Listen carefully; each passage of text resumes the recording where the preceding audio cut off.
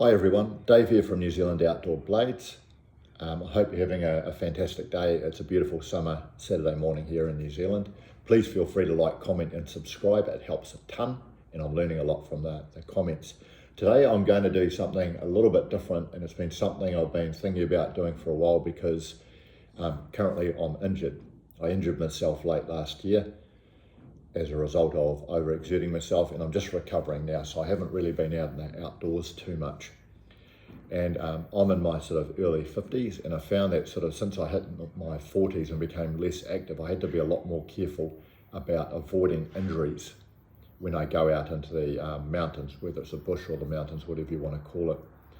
So today's video is all about reducing the chance of injuries, particularly for people who are over 40 years old, and particularly if you've got a sedentary type lifestyle, so your day job is maybe working in an office.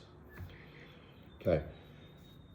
I'm also talking about injuries from perspective of stress-related injuries. So I'm not so much talking about you falling down a bank and breaking your ankle. I'm talking more about overexerting yourself and injuring yourself.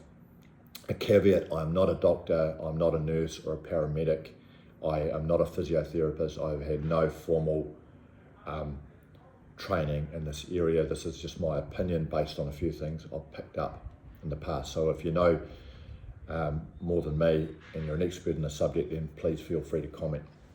It would help me out. So as I hit sort of my 40s, I noticed that I was getting injured more often.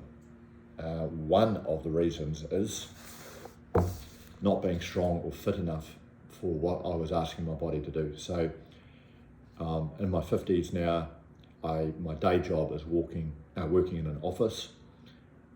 If I just put a 25 kilogram pack on my back and walk in the mountains for 8 hours with no preparation, I have greatly increased my chances of injury because I'm asking my body to do something that it is simply not being conditioned to do.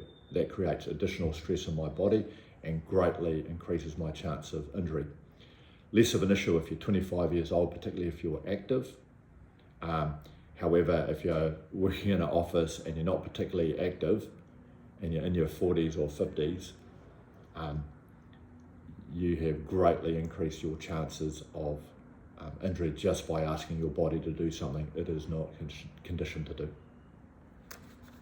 It's a problem, and I've got a solution for it later on. The other problem that's associated with this is poor body mass index. Now, your body mass index is a ratio of muscle to fat. A higher body mass index is less healthy. It means you've got less muscle and more fat.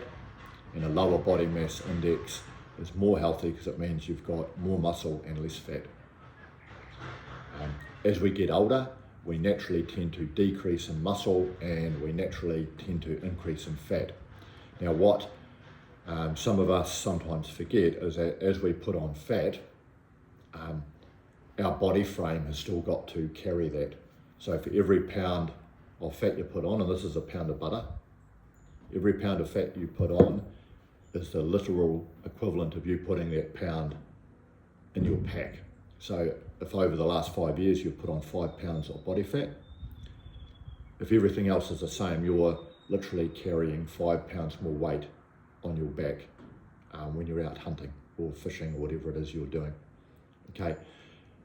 Exacerbating the problem is as you get older, there's a chance that you may have actually reduced muscle. So you may have less muscle to support the weight and more weight on your back. Okay, so this is going to significantly increase the chances of your injury if basically you've got too much fat on your frame. And I do have a solution for this one as well.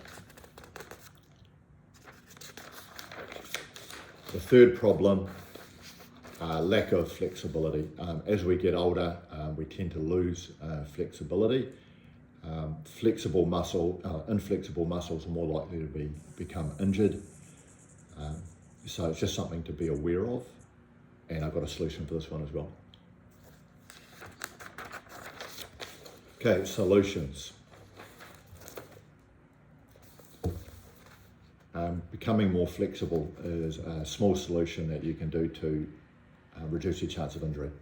Stretching and in particular warming up before you do physical exertion. So in the morning when you get out of bed and you're going hunting, especially if it's a cold morning, you might want to walk around a little bit, stretch a little bit, just warm up a little bit, particularly before you do something like put a pack on your back and walk up a hill.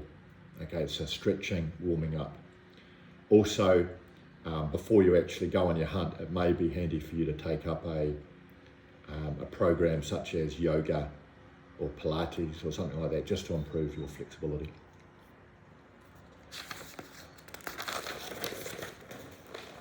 The next solution, and this one is, it's very, very simple in theory. It's a little bit harder in practice, but it definitely can be done, is that improve your body mass index, or to be blunt, lose body fat. By losing body fat, for every pound of body fat that you lose, that is one less pound that your body has to support in the field. So just imagine how much easier it will be for you and how much better you will feel if you lost 5 pounds of body fat. That's 5 pounds less weight that you've got to carry. Okay, so again, improve your body mass index and lose body fat. And the third solution is get fitter and get stronger, particularly if you're in a sedentary job like myself, working in an office. I don't want to be going out in the bush, in the mountains, asking my body to do something it is not prepared for. So what do? I go to the gym. Going to the gym and lifting weights, particularly as you get older, is a very, very good solution. It helps a ton. It's helped me a lot. The other thing that you can do is walking with weight on your back, or rucking as the Americans say.